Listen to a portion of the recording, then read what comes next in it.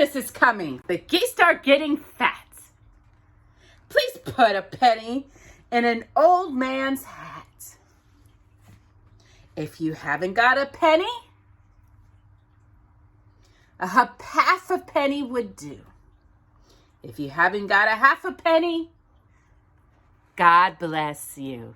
Hi everyone, and welcome to Storytime with Jocelyn. I hope you enjoyed that little poem about Christmas, because this is our last of the year, because today is New Year's Eve. Happy New Year! So today's story time, we are going to do a couple of New Year's stories from Jocelyn's Storybook a Day from Disney, and I hope you enjoy them. And then we're going to talk about what we're going to do starting next month. You're going to love it, and you're going to get so excited, because Jocelyn sure is. Yes, you are, my mamas. Yes, you smilers. Yes. So, look at that smile. So here we go. We're going to begin today's story. And then I got a little tiny poem again, another one for you. And both of those poems are coming from my old Mother Goose collection. So let us begin with today's story. Let me get to today's. All right. Oh, we're in the wrong date. Got to remember, we're December 31st. That's how we look for our days, our stories in Jocelyn's storybook, Storyaday. So, like I said, today's date is December 31st. So let us begin with the first guest. It was the morning of New Year's Eve, and Ratty and Mole were trotting through the wood when they met Mr. Toad, who nearly ran them down with his new roller skates. "Come to my New Year's Eve party," whooped Toad. "Be my first guests. Bring some lucky coal." A gift of a lump of coal meant good luck all year. Mole was thrilled. He missed the New Year's Eve parties in his own little home. "No," snapped Ratty. "I don't like nosy parties," and he stamped off. Toad looked very miserable. Mole turned back. "You don't need us," he said comfortably. "You have lots of friends." Tears rolled down Toad's cheek. "No one will come," he sobbed. "I shall have to see the new year in alone." "Come and be the first guest to Ratty and me," cried kind Mole, delighted and beamed Toad. Mole did not tell Ratty that Toad was coming. He wanted it to be a surprise, so at 5 minutes to 12, Ratty was astonished to hear a knock at the door. He opened it and choked as a whole sack of coal cascaded into the room, sending up a cloud of sooty dust. Jocelyn. "The first guest brings one lump of coal," coughed Mole. Toad looked downcast. "I'm sorry," he muttered.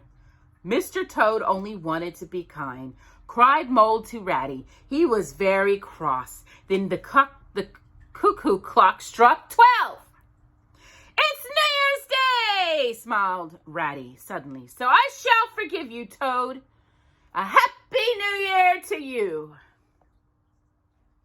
And the three friends settled around the fire, eating crumpets and singing "Ola Sing." Oh, na na na na na na na na na na na na. So, there we go. We got the Ratty, the Mole, and Mr. Toad. And our next story is from New Year's Day, and it's based for Alice in Wonderland. So let's see what's going on at the Mad Tea Party.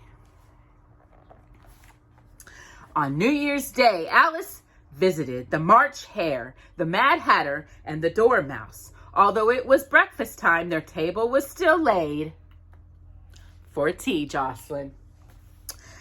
"What are your New Year's resolutions?" asked Alice. "Don't understand," muttered the March Hare. "Explain yourself," bubbled the Hatter, stuffing a large bum into his mouth. "Well, you promised to do better in some way through the year," said Alice. "For instance, the Dormouse could resolve not to go to sleep at a table." Yawned the Dormouse. "And the March Hare could resolve not to push the Dormouse into the teapot," said Alice firmly. "And you," she frowned at the Mad Hatter, "could resolve not to ask riddles that have no answers." The White Rabbit was listening. "They couldn't keep a resolution for one day, let alone a whole year," he puffed. "I shall give you a prize to the one who keeps his resolutions just for today," smiled Alice. "Write each resolution on a piece of paper and pop it into the Hatter's hat." So they did, and Alice took the hat. What a long day it was. The Mad Hatter asked a long list of riddles with no answer. The Dormouse fell asleep and snored loudly, and the March Hare was so cross at the noisy snores, I know, Jocelyn, that he tried to cram the Dormouse into the teapot. At bedtime, Alice dipped her hand into the hat and pulled out the resolutions. "Dormouse, you promised not to fall asleep at the tea table, and you did. So you're out. March Hare, you promised not to push the Dormouse into the teapot again, and you did. So you're out. What about the Mad Hatter?" asked the White Rabbit. Alice read the last paper. The Mad Hatter resolved not to make any New Year's resolutions. Gasped Alice.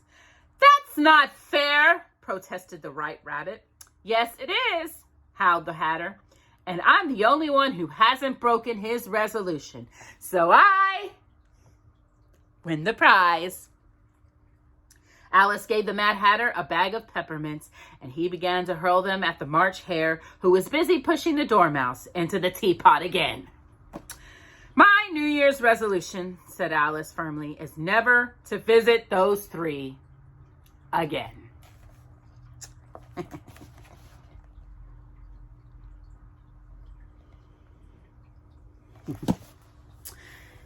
Mr. Smee said, "Have you forgotten that you owe me 5 gold pieces?" And Captain Hook, "No, not yet. Give me time and I will."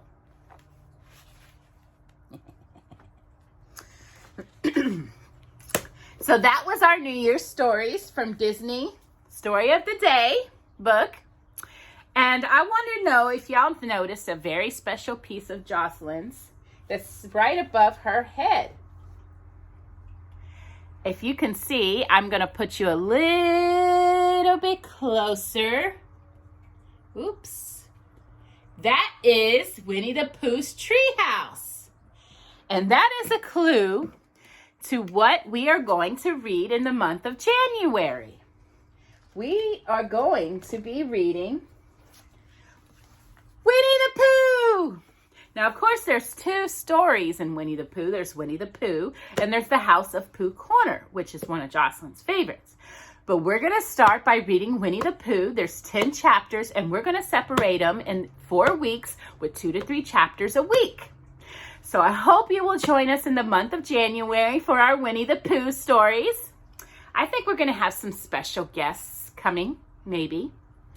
Just little toys here and there.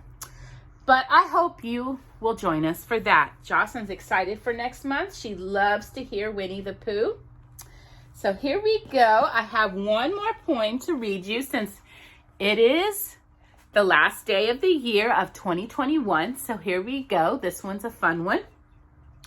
30 days has September, April, June, and November.